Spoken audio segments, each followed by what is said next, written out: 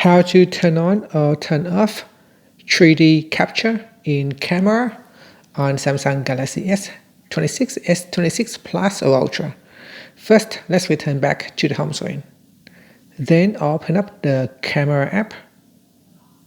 Then tap on the More button or the Control button here. And then tap on Settings. In Camera Settings, we now scroll down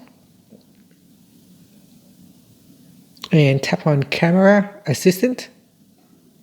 From here, scroll down and then we tap on 3D capture. Tap on the toggle to turn off or switch on 3D capture.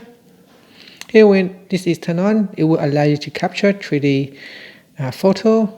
And here it will add the option to the top of the preview so you can create spatial photos and videos for the Galaxy XR headsets. So it only works for the Galaxy headset. And here you can see at the top here, when you turn it on, there is a button that you can turn on or turn off 3D capture. And that's it. Thank you.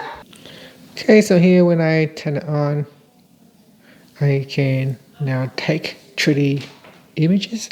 Now because we are trying to take 3D images, so it needs to be, you need to have a bit of a distance. You can't just take a close subject, so it needs to be further away.